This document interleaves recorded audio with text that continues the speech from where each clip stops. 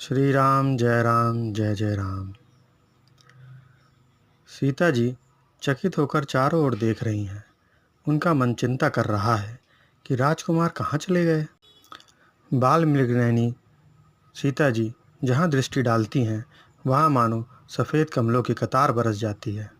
तब सखियों ने लता की ओट से सुंदर श्याम और गौर कुमार को दिखलाया। उनके रूप को देखकर नेत्र ललचा उठे। वे ऐसे प्रसन्न हुए मानो उन्होंने अपना खजाना पहचान लिया। श्री रघुनाथ जी की छवि देखकर तो नेत्र निश्चल हो गए। पलकों ने भी गिरना छोड़ दिया। अधिक स्नेह के कारण शरीर विहल हो गया, मानो शरद ऋतु के चंद्रमा को चकोरी देख रही हो। अपने नेत्रों के रास्ते श्री रामचंद्र जी को हृदय में लाकर जानकी जी ने अपने पलकों के किवाड़ लगा लिए। जब सखियों ने सीता जी को प्रेमवश जाना तब वे मन में सकुचा गईं, कुछ न कह सकीं। उसी समय दोनों भाई लता की ओट से प्रकट हुए, मानो दो निर्मल चंद्रमा बादलों के पर्दे हटाकर निकले हों। दोनों सुंदर भाई शोभा की सीमा हैं। उनके शरीर की आभा नीले और पीले कमल सी है। सिर पर सुंदर मोरपंख और बीच बीच में फूलों की कलियों के गुच्छे लगे मानो शोभा पा रहे हैं।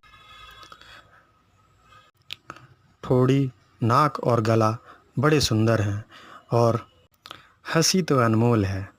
मुख की छवि तो कही नहीं जाती, जिसे देखकर बहुत से कामदेव लजा जाते हैं। वक्ष स्थल पर मड़ियों की माला, शंखों सा सुंदर गला, कामदेव के हाथी के बच्चे की सूंड के समान भुजाएं हैं, जो बल की सीमा है, जिनके बाएं हाथ में फूलों सहित दोना है।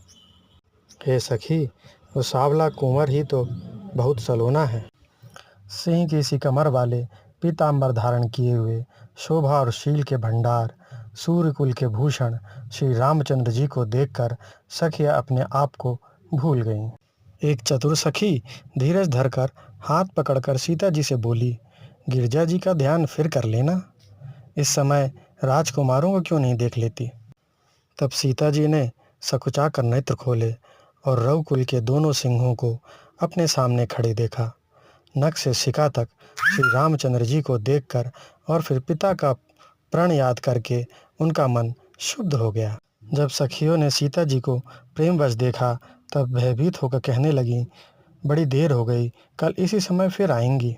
सखी के ऐसे वचन सुनकर सीता जी सकुचा गईं। देर हो गई जान माता का भय लगा। बहुत धीरज धरकर वो श्री रामचंद्र जी को हृदय में ले आए और पिता को याद कर लौट